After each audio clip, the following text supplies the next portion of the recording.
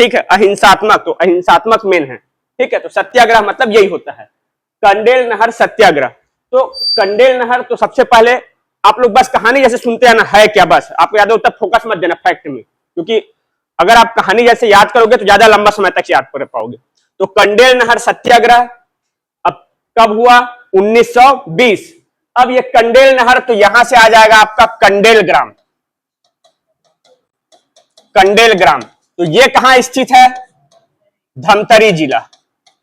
ठीक है, कंडेल नहर सत्याग्रह, तो ये सत्याग्रह कहां हुआ था? कंडेल ग्राम, धमतरी में। ठीक, अब ये सत्याग्रह हुआ था तो इसका नेतृत्व करने वाला कौन था? मेन कौन था?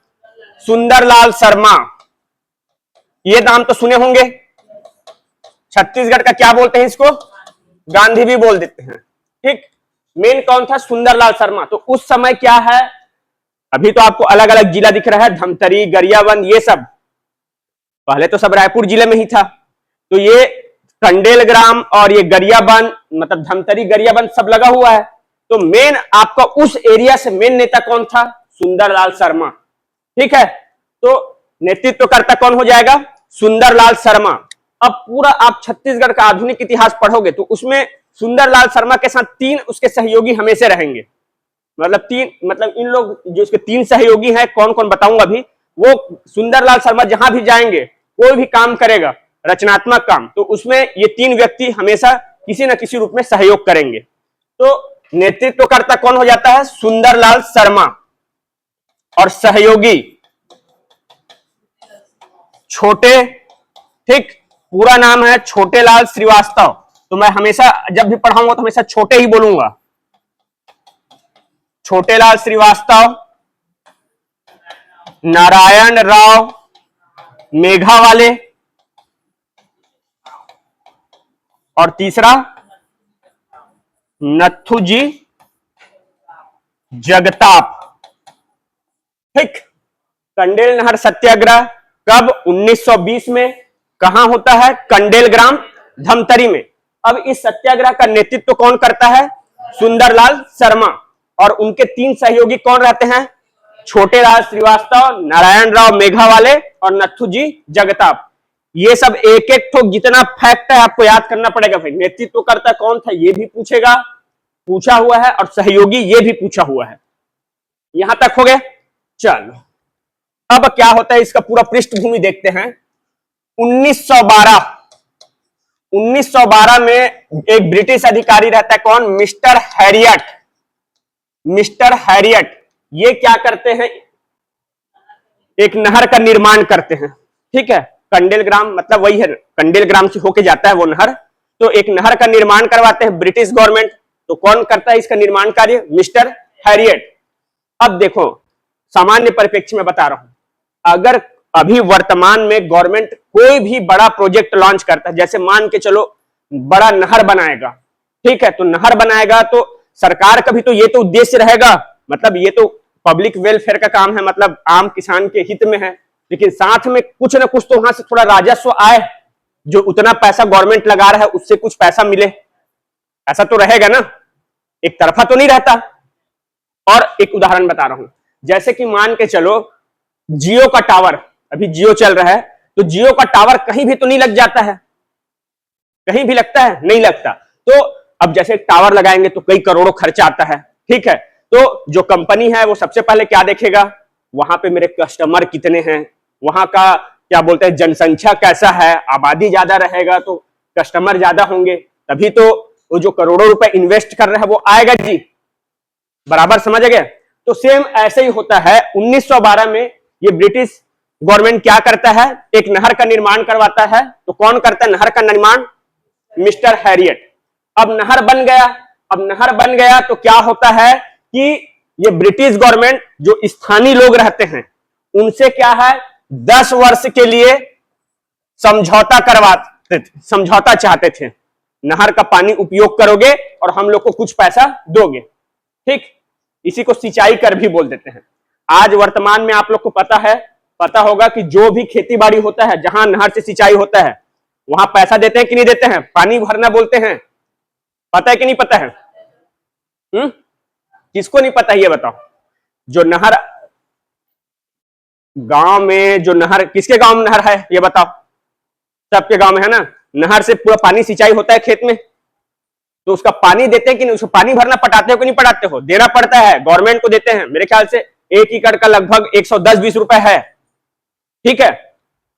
तो सेम यही क्या था कि जो ब्रिटिश गवर्नमेंट है, अब नहर बन गया, तो नहर बन गया तो क्या है, इन लोग किसानों से 10 वर्ष का अनुबंध चाहते थे सिंचाई कर के लिए, ठीक है। लेकिन क्या होता है, कंडेल ग्राम वाले लोग तैयार नहीं होते हैं। अब कुछ भी कारण होगा, अब कारण हो सकता है कि ज्यादा पैसा ले रहे हैं, और दूसरा वो क्षेत्र ऑलरेडी वहां बारिश बहुत अच्छा होता है, वहां तालाब वालाब छोटा छोटा बहुत सारा होगा, तो उन लोग खुद अपना सिंचाई कर लेते रहे होंगे। तो ये 10 वर्षीय जो अनुबंध ब्रिटिश गवर्नमेंट चाहता था, तो उसके फेवर में क्या है, वहां के स्थानीय लोग जो कंडेल ग्राम वाले थे उन लोग तैयार नहीं थे, ठीक है। अब अंग्रेज लोग का तो हालत खराब हो जाएगा, इतना पैसा लगा दिए हैं नहर बनाने में, अब इसका पैसा कहां से आएगा? तो अब गांव वाले भी नहीं मान रहे हैं, तो अब क्या किया जाए, कुछ ना कुछ तो तिकड़मी लगाएंगे। अब तिकड़मी क्या लगाते हैं, अब जैसे ही बरसात का समय रहता है तो फिर क्या करते हैं ब्रिटिश गवर्नमेंट, वहां के अधिकारी लोग, जो नहर रहता है उसका जो भी मेड़ वेड़ को तोड़ देते हैं और पूरा पानी किसमें बहा देते हैं, खेत में। और क्या आरोप लगा देते हैं कि नहर के पानी का चोरी किए हैं, ठीक। और कितना रुपए दंड लगाते हैं, 4033 रुपए, ठीक। इस तरीके का दंड लगा देते हैं, इतने रुपए का दंड लगाते हैं। अब देखो, अगर सामान्य, देखो मतलब नकल के लिए अकल की जरूरत होती है बोलते हैं, तो ऐसे नहीं बोलते हैं। अब होता क्या है, अगर उस दिन बारिश वारिश नहीं हुआ रहता तो एक जायज भी बनता, ठीक है। अब संयोग उस दिन ऐसा रहता है कि जिस दिन इन लोग आरोप लगाते हैं क्या कि नहर का जो मेड़ है उसको तोड़ के पूरा खेत में पानी अपना बहाए है सिंचाई के लिए, लेकिन संयोग ऐसा रहता है कि उसी रात को बहुत ज्यादा बारिश होता है, ठीक है। तो ये थोड़ा उन लोग का प्लस पॉइंट हो जाता है किसान लोग के लिए, वहां के स्थानीय लोग के लिए, और वो लोग तोड़े नहीं रहते हैं। तब फिर क्या हो जाता है कि इतना रुपए दंड देते हैं तो इन लोग बिल्कुल नहीं मानते हैं, हम लोग तो देंगे ही नहीं, किए ही नहीं है, तो ठीक है। खेत में पानी कहां से आ गया, तो पानी कहां से आया भैया, बारिश हुआ है उससे आया पानी, ये हो गया। तो मेन कारण यही रहता है। अब क्या हुआ, स्थानीय लोग सब लोग इकट्ठा होते हैं, अब किए तो नहीं रहते हैं, तब क्या करते हैं, फिर पंडित सुंदरलाल शर्मा के नेतृत्व में इन लोग क्या करते हैं, सत्याग्रह करने का डिसीजन लेते हैं, ठीक है। और उसमें सहयोगी कौन रहेंगे, छोटेलाल श्रीवास्तव, नारायण राव मेघावाले और नथुजी जगताप, ये 3 रहेंगे उसके सहयोगी। अब क्या होता है, सुंदरलाल शर्मा जैसे भी इन लोग सत्याग्रह करते रहते हैं। अब शुरू में तो 4033 रुपया, अब देखते हैं अंग्रेज लोग, अरे यार ये तो मतलब हम लोग के फेवर में नहीं जा रहा है, तो फिर एक कहावत है ना, आग लगनते झोपड़ा जो निकले सो लाभ, मतलब आग लगा है घर में तो जितना घर से जो सामान निकल जाए वही आपका लाभ है, बच जाए, ठीक। तब फिर अंग्रेज लोग क्या करते हैं, ये इसको आधा कर देते हैं, चलो इतना नहीं दोगे तो आधा दे दो, आधा नहीं तो चलो 1/4 दे दो। लेकिन अंग्रेज लोग बिल्कुल लेकिन क्या है, स्थानीय लोग बिल्कुल तैयार नहीं होते हैं। और इसी दौरान फिर पंडित सुंदरलाल शर्मा, इसी दौरान पंडित सुंदरलाल शर्मा क्या है, महात्मा गांधी को क्या करते हैं, आमंत्रित करने के लिए कहां चले जाते हैं, आमंत्रित करने मतलब आप छत्तीसगढ़ आइए और कंडेल नहर सत्याग्रह का नेतृत्व कीजिए, ठीक। तो इस तरीके से गांधी जी को लेने के लिए कहां चले जाते हैं, कलकत्ता, ठीक। और ये कंडेल नहर सत्याग्रह का संबंध कौन से आंदोलन से था, तो असहयोग आंदोलन, असहयोग आंदोलन,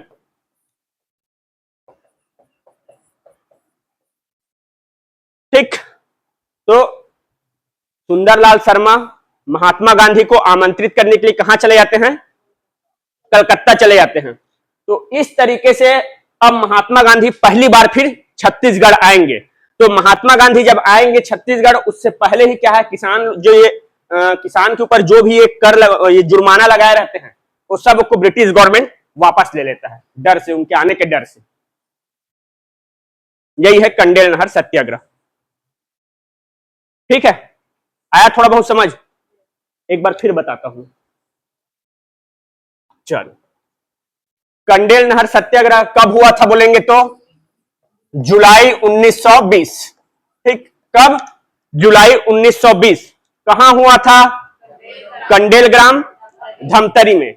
नेतृत्व करता कौन थे? सुंदरलाल शर्मा, छत्तीसगढ़ के गांधी। ठीक, और इनके 3 सहयोगी थे। कौन? छोटे नारायण और नथुजी जगताप। तो छोटे लाल श्रीवास्तव, उतना लंबा थोड़ा बोलना, तो छोटे ही बोलूंगा मैं, तो आप समझ जाना। छोटे लाल श्रीवास्तव और नारायण राव मेघावाले, तो नारायण और नथुजी जगताप, ये 3 सहयोगी रहते हैं। ठीक, 1912 में एक नहर कौन बनाया रहता है? मिस्टर हैरियट नाम का अधिकारी। ठीक, अब क्या होता है, जैसे ये नहर बनता है तो ब्रिटिश गवर्नमेंट क्या चाहता था? स्थानीय लोगों से 10 वर्ष के लिए समझौता चाहता था। ठीक है, 10 वर्ष के लिए समझौता करे कि क्या कि नहर का पानी उपयोग करेंगे और साथ में सिंचाई कर देंगे। लेकिन स्थानीय लोग इसका विरोध करते हैं। अब विरोध करते हैं तो क्या होता है, जो ब्रिटिश गवर्नमेंट है वो बरसात के समय में क्या होता है, नहर का जो मेड़ रहता है उसको तोड़ के उसका पूरा पानी को आसपास के खेत में बहा देता है। ठीक है, और संयोग से क्या है, उसी दिन बहुत बारिश भी हुआ रहता है। अब अंग्रेज लोग क्या करते हैं, नहर का जो मेड़ है उसको तोड़ के पूरा पानी चोरी किए हैं करके जुर्माना लगाते हैं। कितना? 4033 रुपए का। ठीक है, लेकिन स्थानीय लोग, कहां से हम लोग चोरी किए? वो तो बारिश का पानी है, इस टाइप से हो जाता है, मतलब फंस जाते हैं ना। अगर बारिश नहीं होता तो फिर थोड़ा केस बनता, तहकीकात होती, जांच वांच, उस समय तो उसी दिन बहुत ज्यादा बारिश भी हो जाता है। अब यहां तक समझ आ गया, 4033 रुपए का जुर्माना। अब जैसे जुर्माना लगता है तो स्थानीय लोग सब इकट्ठा होते हैं और सुंदरलाल शर्मा को बोलते हैं कि आप हमारे आंदोलन का नेतृत्व करिए।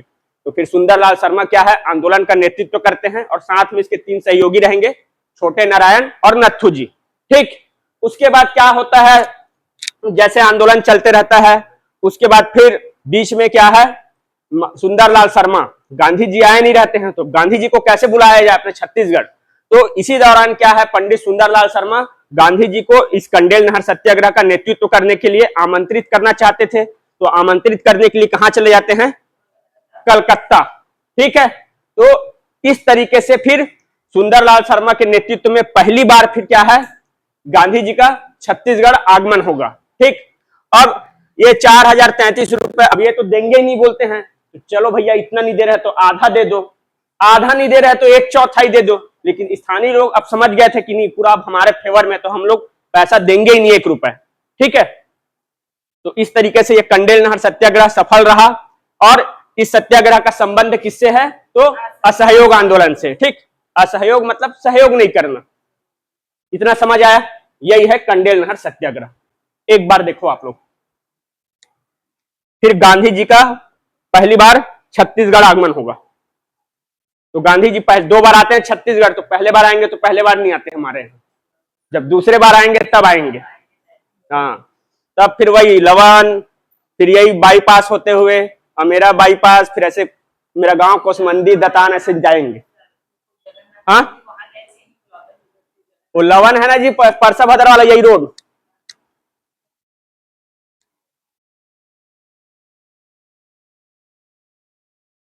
तो मेरे को बताते हैं कि मेरे दादा थे तो बताते थे नहीं गांधी जी आए थे ये वो, तो मैं मन ही मन बोलता हूँ कि आपको भी थोड़ा पार्टिसिपेट करना था, आए थे तो इतना अच्छा अपॉर्चुनिटी था, गांधी जी आए थे तो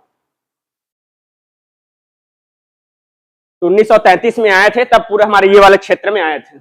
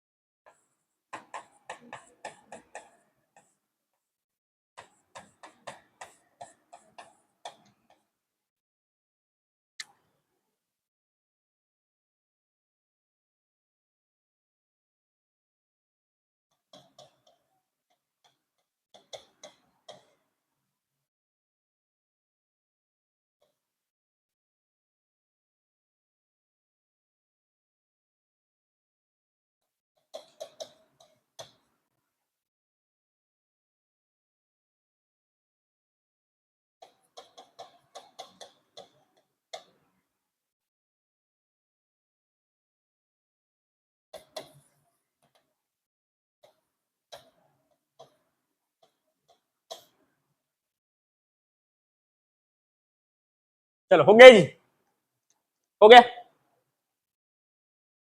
पढ़ लिए, आगे करूं मैं। चलो, कंडेल नहर सत्याग्रह हो गया। अब जैसे ही कंडेल नहर सत्याग्रह होता है तो उसमें मैं आपको बताया था कि सुंदरलाल शर्मा क्या करते हैं, महात्मा गांधी को कंडेल नहर सत्याग्रह के लिए आमंत्रित करते हैं। तो फिर महात्मा गांधी उसको सहज रूप से स्वीकार कर लेते हैं। फिर स्वीकार करते हैं तो उसके पश्चात फिर महात्मा गांधी का छत्तीसगढ़, प्रथम छत्तीसगढ़ आगमन होता है। कब होता है? 20-21 दिसंबर, 2 दिन के लिए आते हैं, 20 दिसंबर 21 दिसंबर। तो क्या है, छत्तीसगढ़ पहली बार कब आए? 20 दिसंबर। तो इसलिए हम लोग 20 दिसंबर 1920 कहते हैं। ठीक, तो गांधी जी का आगमन कब होता है छत्तीसगढ़ में पहली बार? 20 दिसंबर 1920। तो 20 दिसंबर 1920 को वो क्या करते हैं, रायपुर के गांधी चौक में पहुंचेंगे। तो उनके साथ कोई ना कोई तो सहयोगी रहेगा, तो गांधी जी तो अकेले नहीं आएंगे, तो उनके साथ सहयोगी कौन रहते हैं? मौलाना शौकत अली। ठीक, 20 दिसंबर 1920 को महात्मा गांधी अपने सहयोगी किसके? मौलाना शौकत अली के साथ पहली बार छत्तीसगढ़ आते हैं। और किसके निमंत्रण पर?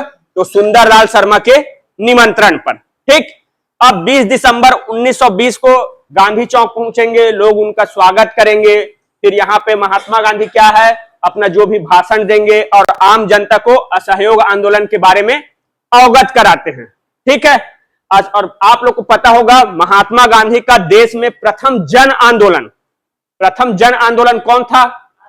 यही असहयोग आंदोलन। ठीक है, इससे पहले और चंपारण सत्याग्रह हुआ रहता है, खेड़ा सत्याग्रह, मजदूर मिल हड़ताल।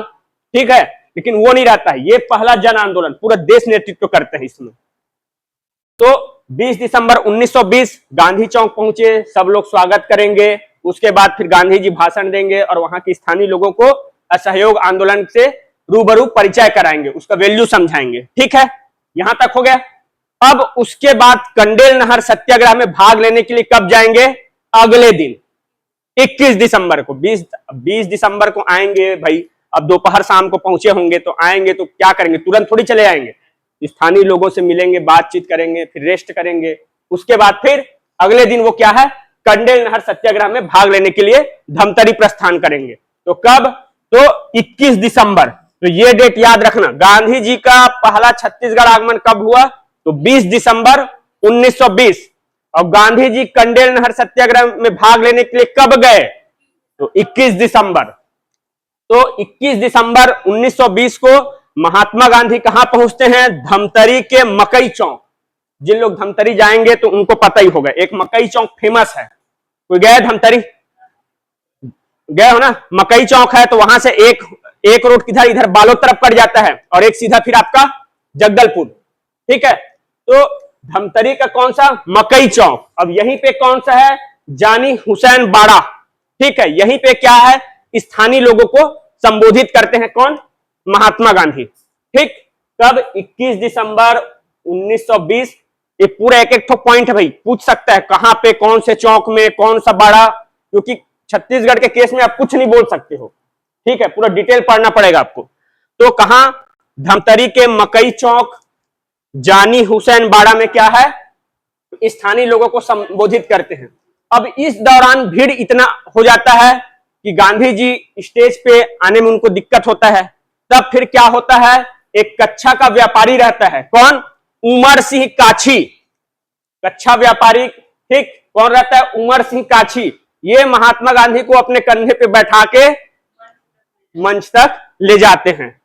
ठीक, तो उमर सिंह काछी समझ आ गया, कच्छा व्यापारी। उसके बाद जैसे ही संबोधित करेंगे, उसके बाद क्या होगा, गांधी जी थोड़ा रेस्ट करना चाहेंगे। अब गांधी जी रेस्ट करेंगे तो अब सब लोग चाहेंगे कि नहीं मेरे यहां रुके, मेरे यहां रुके। ठीक है, तो अब किसके यहां रुकेंगे गांधी जी? तो छोटे नारायण और नारायण राव मेघावाले और नथुजी जगताप, 3 सहयोगी रहते हैं सुंदरलाल शर्मा के। तब फिर कौन बोलता है, मैं रखूं अपन घर, मैं बैठा रहूं, मैं अतिथि सेवा सत्कार करूं गांधी जी के। तो कौन? मेघावाले। तो नारायण राव मेघावाले के यहाँ क्या करते हैं गांधी जी? विश्राम करते हैं। ठीक, अब इसी दौरान फिर क्या होता है, ये बाजीराव कृदंत नाम का एक वो रहता है नेता, बोलो उस समय का, या स्वतंत्रता संग्राम सेनानी, जैसे भी बोलो। तो बाजीराव कृदंत क्या है? असहयोग आंदोलन के लिए क्या है? 501 रुपया गांधी जी को भेंट देते हैं। ठीक, कौन? तो बाजीराव कृदंत, ये याद रखना है, क्योंकि अभी हम लोग जब पढ़ेंगे असहयोग आंदोलन तो बाजीराव कृदंत ये आएगा ही नाम। ठीक है, तो विश्राम करते हैं, विश्राम कर लिए नारायण राव मेघावाले के यहाँ। उसके बाद क्या है? बाजीराव कृदंत है, वो क्या करते हैं? असहयोग आंदोलन जो होगा आगे, उसके लिए क्या है? एक तिलक स्वराज फंड का गठन किया गया रहता है। तो उसमें क्या है? बाजीराव कृदंत क्या है? 501 रुपए भेंट देते हैं गांधी जी को। ठीक, उसके बाद फिर क्या करते हैं गांधी जी? धमतरी से फिर कहां निकलेंगे? वापिस आने के लिए रायपुर। तो कुरुद पड़ता है बीच में। तो कुरुद में क्या है? लोगों, अब जानते तो अब रोड है तो लोग अगल बगल जब आते रहते हैं तो स्वागत करने के लिए रहते हैं। तो धमतरी में फिर कुछ देर रुकते हैं, वहां स्थानीय लोग को अवगत माने अपना भाषण देते हैं। ठीक है, असहयोग आंदोलन के बारे में लोगों को बताएंगे। उसके बाद फिर क्या? सीधा रायपुर आते हैं। तो धमतरी से रायपुर आते हैं, कार से आते हैं। ठीक है, तो कार से आएंगे तो उस कार को चलाने का सौभाग्य किसको मिलता है? हजारीलाल जैन नामक व्यक्ति को। तो इसको याद रखना है, कौन कार चलाया था? तो हजारीलाल जैन। ठीक, अब 21 दिसंबर को अपना क्या है? गांधी जी पहुंच गए कहां? रायपुर पहुंच गए। अब रायपुर पहुंच गए तो उसके बाद क्या होता है? गांधी जी रायपुर में ब्राह्मणपारा, ब्राह्मणपारा में कौन सा है? आनंद समाज लाइब्रेरी। वहां क्या होता है? स्थानीय जो भी महिलाएं रहते हैं, सबको क्या है? गांधी जी संबोधित करेंगे, असहयोग आंदोलन के बारे में लोगों को बताएंगे। ठीक है, अब इसी दौरान क्या होता है? महात्मा गांधी को असहयोग आंदोलन के लिए एक क्या फंड गठन किया जाता है? तिलक स्वराज फंड, तिलक स्वराज फंड। अब महात्मा गांधी का राष्ट्रीय प्रथम जन आंदोलन कौन सा है? असहयोग आंदोलन। अब ये आंदोलन चलेगा तो इसके लिए खर्च तो लगेगा ना, तो पैसा कहां से आएगा? तो लोग अपने से देंगे, चंदा। तो इसी के तहत क्या होता है? इस तिलक स्वराज फंड में जो रायपुर के जो स्थानीय जो लोग रहते हैं, महिलाएं जो भी आनंद समाज लाइब्रेरी में, यहां उनको कितना? 2000 रुपए का, लगभग 2001 या 2000 रुपए का जो भी आभूषण या कुछ कैश ऐसा देते हैं, इतने मूल्य का। ठीक है, अब जब गांधी जी इसी समय आते हैं 1920 में, तो इसी दौरान पहली बार रायपुर जिला कांग्रेस कमेटी का चुनाव होता है। किसका? रायपुर जिला कांग्रेस कमेटी का चुनाव होता है, जिसके प्रथम अध्यक्ष कौन बनते हैं? Barrister CM Thakkar. Barrister CM Thakkar ये प्रथम अध्यक्ष बनते हैं।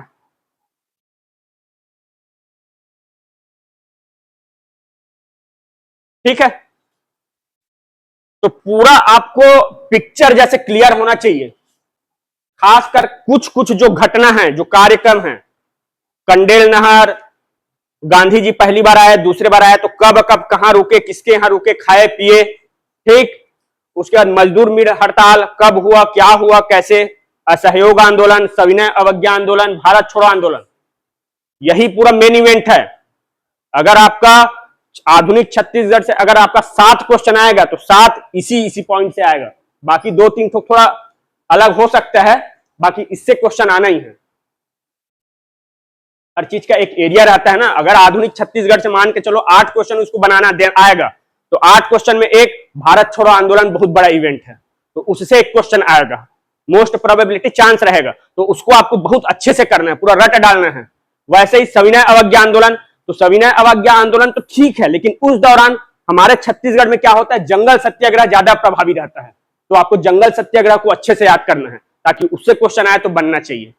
मेन इवेंट कौन रहता है? और असहयोग आंदोलन, तो असहयोग आंदोलन बहुत बड़ा इवेंट है, राष्ट्रीय स्तर पे भी जब पढ़ोगे तो उसको आपको अच्छे से पढ़ना है ताकि उससे क्वेश्चन आए तो बने। इसके अलावा गांधी जी कब आए, 2 बार आए, तो उसका पूरा घटनाक्रम पता होना चाहिए। प्लस मजदूर मिल हड़ताल ये इंपॉर्टेंट है, तो उसके बारे में पूरा आपको पता होना चाहिए। तो ऐसे क्या है, आपको पढ़ना सब है, लेकिन कुछ कुछ टॉपिक एरिया ऐसे है जिसको ज्यादा अच्छे से करना है ताकि उससे क्वेश्चन आए तो छूटे ना। ठीक, चल एक बार देखो, फिर मैं इसको और अच्छे से बताता हूं।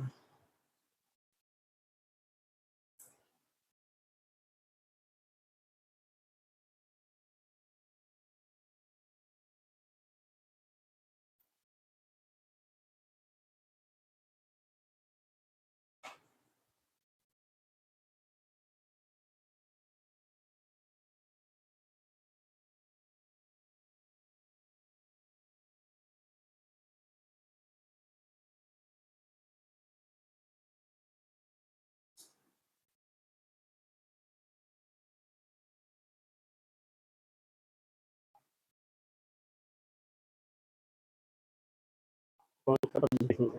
HR का। अच्छा, इंग्लिश में आता है।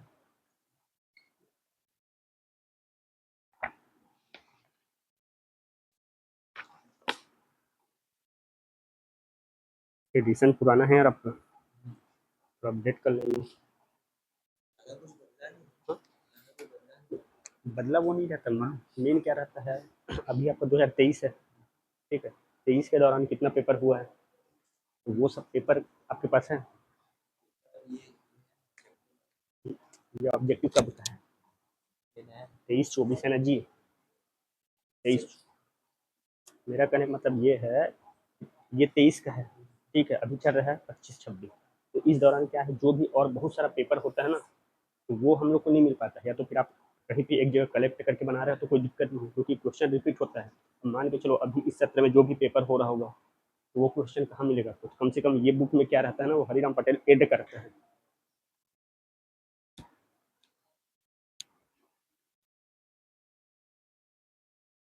बुक रखे हो कि नहीं रखे हो जी आप लोग?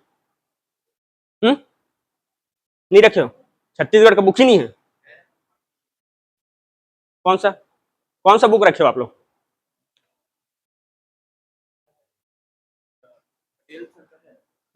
BC पटेल, हरिराम पटेल, ठीक। और बाकी यार यूट्यूब ठीक है, और बाकी लोग आप लोग के पास बुक है कि नहीं? बुक रखे कि नहीं रखे, पहले ये बताओ, कि नहीं है तो बताओ, दे देंगे। हाँ, है कि नहीं बुक, कि चाहिए? बुक भी दे दे जी। बुक को तो खरीदो भैया, बाकी कुछ करो मत करो।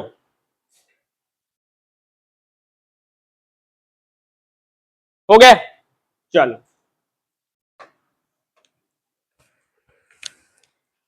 तो महात्मा गांधी का प्रथम छत्तीसगढ़ आगमन कब होता है? 20 दिसंबर 1920। किसके निमंत्रण पे आते हैं? सुंदरलाल शर्मा के निमंत्रण पे। किसके साथ आते हैं? मौलाना शौकत अली के साथ, ठीक। अब 20 दिसंबर 1920 को महात्मा गांधी अपने सहयोगी मौलाना शौकत अली के साथ छत्तीसगढ़ आते हैं, तो सबसे पहले कहां आएंगे भाई? रायपुर में। तो रायपुर में आएंगे तो फिर गांधी चौक में, वहां पे उतरेंगे तो सब लोग उनका भव्य स्वागत करेंगे। स्वागत करने के बाद फिर गांधी जी को संबोधन के लिए बुलाएंगे। फिर गांधी जी आम जन को संबोधित करेंगे और असहयोग आंदोलन के बारे में प्रकाश डालेंगे, ठीक है, अवगत कराएंगे क्या है असहयोग आंदोलन, उसका महत्व क्या है, बराबर। उसके बाद फिर क्या होगा, जैसे भी शाम हो गया, महात्मा गांधी रेस्ट वेस्ट करेंगे, क्योंकि लंबा दूर सफर करके आए हैं कलकत्ता से, तो रेस्ट करेंगे। उसके बाद फिर क्या है, अगले दिन फिर कब? 21 दिसंबर महात्मा गांधी क्या है, कंडेल नहर सत्याग्रह में भाग लेने के लिए कहां जाते हैं? धमतरी जाते हैं। अब धमतरी के कौन से चौक में? मकई चौक, ठीक। मकई चौक में कौन? जानी हुसैन बाड़ा। अरे वो जानी लीवर वाला जानते हो ना? हाँ, तो जानी हुसैन बाड़ा में क्या करते हैं? आम जनता को संबोधित करते हैं, ठीक। अब इस दौरान क्या है, भीड़ इतना रहता है कि गांधी जी को जाने में दिक्कत होता है मंच तक। तब फिर कौन? एक कच्छा का व्यापारी करने वाला कौन रहता है? उमर सिंह काछी। वो महात्मा गांधी को अपने कंधे पे बैठा के मंच तक ले जाते हैं। तो उसके बाद जैसे भी संबोधन होगा, उसके बाद थोड़ा विश्राम करने का बारी आएगा। तो विश्राम किसके यहाँ करेंगे? तो सब बोलते हैं नहीं मोर यहाँ, तो फिर मेन किसका जीत होता है? मेघा वाले का। तो नारायण राव मेघा वाले के यहाँ फिर क्या है, गांधी जी विश्राम करते हैं। और इसी दौरान क्या होता है, असहयोग आंदोलन के लिए क्या है, तिलक स्वराज फंड का गठन किया जाता है, ठीक। तो इस तिलक स्वराज फंड में वहां के जो स्थानीय नेता कौन रहते हैं? बाजीराव कृदंत। वो क्या है, 501 रुपए गांधी जी को भेंट करते हैं, ठीक। इतना समझ आ गया? बाजीराव कृदंत याद रखना है, 501 रुपए, ठीक है। इतना हो गया। उसके बाद क्या हो गया, फिर गांधी जी जैसे भी सब भेंट वेट लेंगे, उसके बाद वापिस। अब पैसा कब देते हैं? जब जाते हैं तब देते हैं ना जी। कोई किसी के हम मेहमान जाओगे तो तुरंत पैसा तो नहीं देते हैं, वापिस होते हैं तभी देते हैं, भेंट करते हैं, ठीक है, चलो ठीक है करके। तो जब गांधी जी निकलते हैं धमतरी से, तब फिर भेंट करेंगे।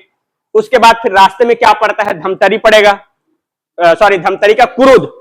कुरुद कुरुद विधानसभा। अभी वहां से कौन है विधायक, बता दो मेरे को। अजय चंद्राकर है, ठीक है ना।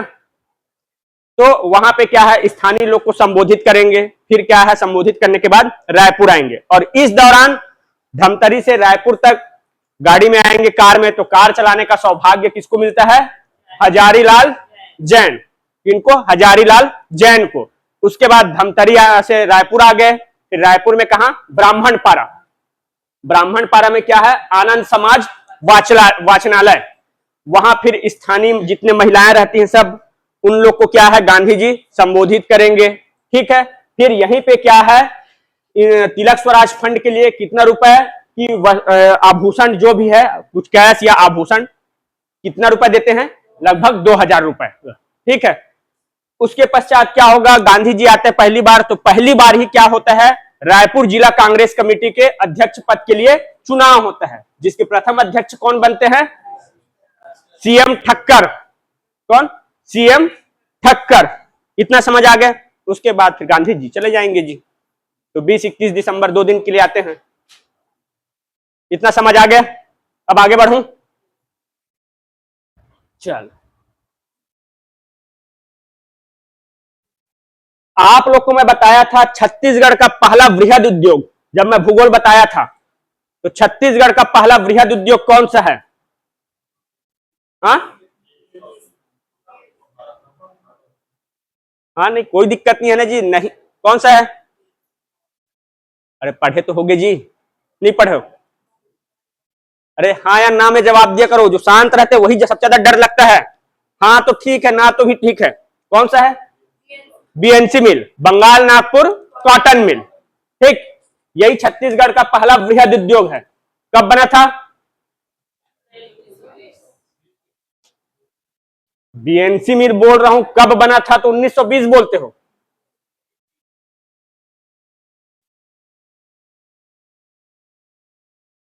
कब बना था जी, बताओ तो एक बार, अभी मेरे देख के बताओ, अभी बताओ, मेरे को पता है, बताओ कब बना था, कब उत्पादन होता है, स्टार्ट होता है, कब फिर उसका दूसरे कंपनी को बेचते हैं।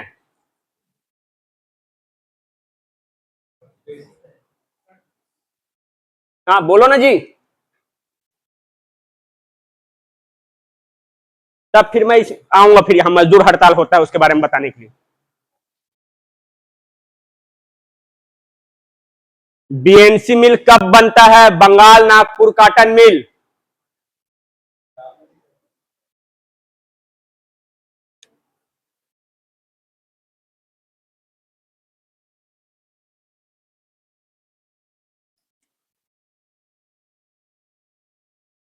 अब बोलो ना जी। हाँ, 1893, और हाँ,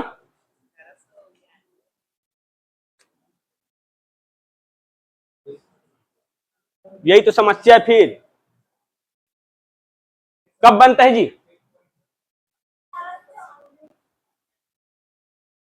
ठीक, हाँ,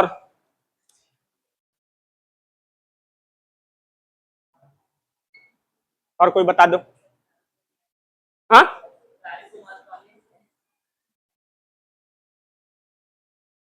96, ठीक, और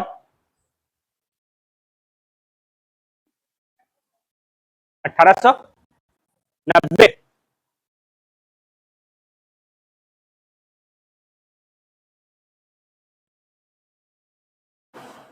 पूरा उद्योग में बताया हूं मैं, पूरा डिटेल बताया हूं इसमें। बंगाल नागपुर कॉटन मिल कब बनता है, उस समय राजनांदगांव रियासत के प्रमुख कौन रहते हैं, फिर उत्पादन कब स्टार्ट होता है वहां, फिर उसके बाद उस कंपनी को कोई दूसरा कंपनी खरीद लेता है, फिर उसका नाम दूसरा पड़ता है। शुरू में बंगाल नागपुर कॉटन के नाम से ये कंपनी नहीं बनता है, ठीक है। इसको पढ़ के आना कल, ठीक है, पूरा पढ़ के आना, ठीक। एक, हाँ हाँ,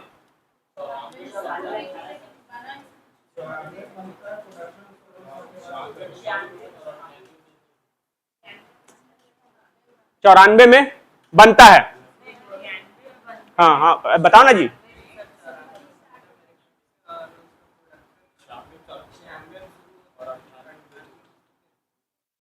ठीक, आप लोग क्या करना, कल पूरा बंगाल नागपुर कॉटन मिल है ना, उसके बारे में एक डिटेल बताना, कब अब स्थापना हुआ, उस समय राजनांदगांव रियासत के प्रमुख कौन थे, कब उत्पादन प्रारंभ होता है, उसके बाद कब इस और जैसे प्लांट रखता है तो उसका मालिक कौन रहता है, फिर उसको बाद में किस कंपनी को बेचता है, तब फिर उसका नाम बंगाल नागपुर कॉटन पड़ता है।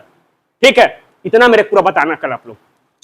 ठीक, तो अभी मैं बता रहा हूं बंगाल नागपुर कॉटन मिल, ये छत्तीसगढ़ का पहला वृहद उद्योग है।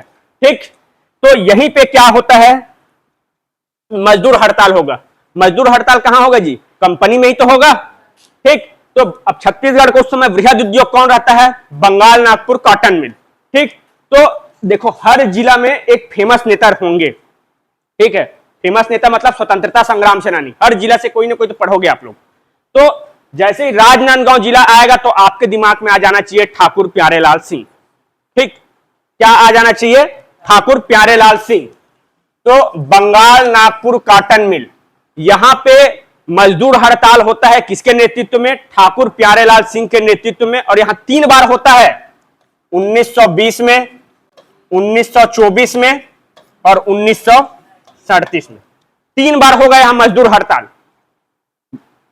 ठीक है, 1920, 1924, 1937, सबका कारण अलग रहेगा। ठीक है, तो पहला मैं बता रहा हूं 1920। ठीक, स्थान कहां हो जाएगा, राजनांदगांव। ठीक, नेतृत्व करता कौन रहेगा, ठाकुर प्यारेलाल सिंह। सहयोगी कौन रहेंगे, शिवलाल मास्टर और शंकर खरे। सहयोगी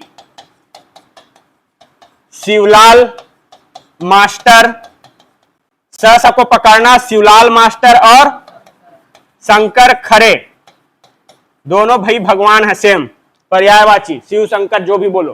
ठीक, ठाकुर प्यारेलाल सिंह नेतृत्व करता। अगर जैसे मैं बोलूं राजनांदगांव जिला का नाम लूंगा तो स्वतंत्रता संग्राम सेनानी बहुत हुए, लेकिन मेन अगर बोलेंगे कद्दावर नेता जैसे बोलते हैं ना, तो वैसे ही आ जाएगा आपका ठाकुर प्यारेलाल सिंह। वैसे ही अगर धमतरी इस बेल्ट में मैं बात करूंगा तो सुंदरलाल शर्मा, रायपुर का बात करूंगा तो पंडित रविशंकर शुक्ल, ऐसे आएंगे। तो नांदगांव मजदूर हड़ताल होगा किसके नेतृत्व में, ठाकुर प्यारेलाल सिंह। सहयोगी कौन रहेंगे, शिवलाल मास्टर और शंकर खरे। ठीक, अब कारण क्या रहता है, यहां पे कारण क्या रहता है, जो काम का जो समय रहता है उसको 12-13 घंटे कर देते हैं। काम का वेतन, काम का जो टाइम पीरियड है उसको कितना कर देते हैं, 12-13 घंटा, और वेतन बढ़ाते नहीं है। ठीक है, तो कारण क्या रहता है, काम का जो समय है उसको 12-13 घंटा कर देते हैं। तो इसके अगेंस्ट में इन लोग क्या है, आंदोलन करते हैं और क्या मांग रखते हैं, जो काम का समय है 12-13 घंटा उसको 8 घंटा करो और वेतन में वृद्धि करो। ये तो जरूरी है भैया, कुछ हो या ना हो, वेतन में वृद्धि, और जो काम करने का तरीका है वो कैसा होना चाहिए, मानवोचित होना चाहिए। ठीक है, एक इंसान है तो उसको इंसान ही जैसे काम ले सकते हो ना, जानवर के जैसे तो नहीं ले सकते। तो काम के तरीके में सुधार,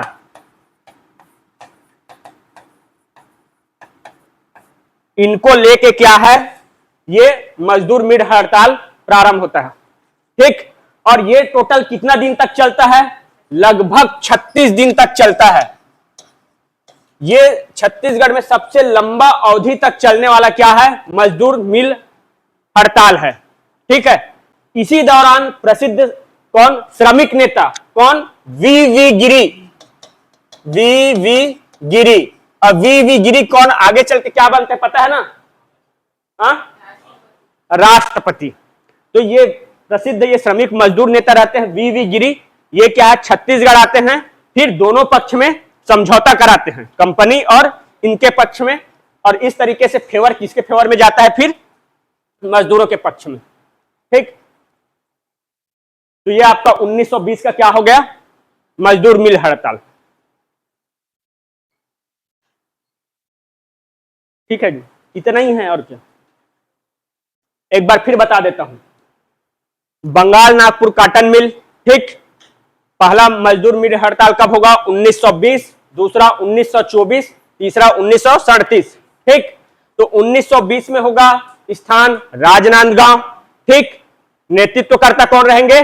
ठाकुर प्यारेलाल सिंह, और इनके सहयोगी कौन रहेंगे? दो लोग, शिव और शंकर।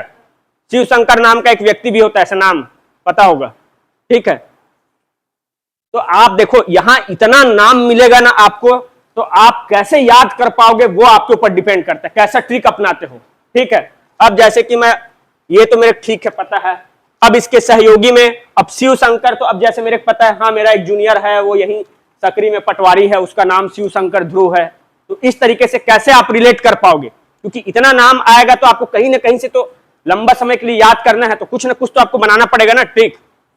ठीक है, तो आपके ऊपर डिपेंड करता है।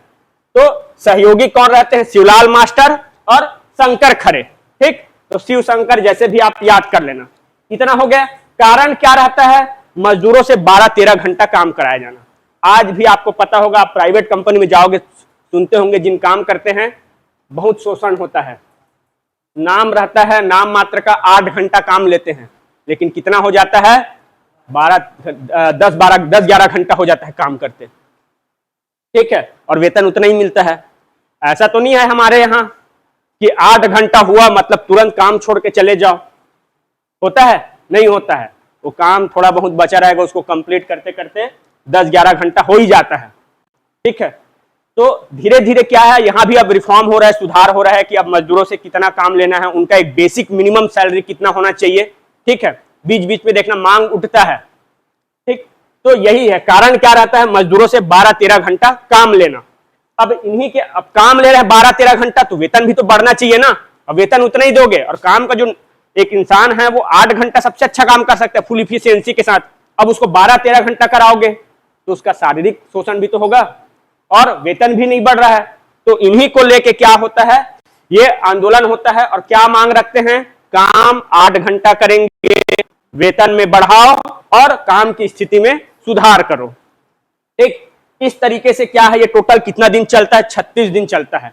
अब इतना दिन तक बताओ कंपनी बंद रहेगा तो हालत खराब हो जाएगा ना कंपनी मालिक का। तो इस दौरान फिर जैसे भी तैसे क्या होता है, समझौता के लिए कौन आता है? प्रसिद्ध श्रमिक नेता, मजदूर नेता वी गिरी, और मजदूरों के पक्ष में फैसला सुनाता है। ठीक है, तो इस तरीके से ये 1920 वाला क्या है, सबसे लंबी अवधि तक चलने वाला मजदूर मिल हड़ताल है। ठीक है, इतना समझ आया? बाकी कल करेंगे। चलो,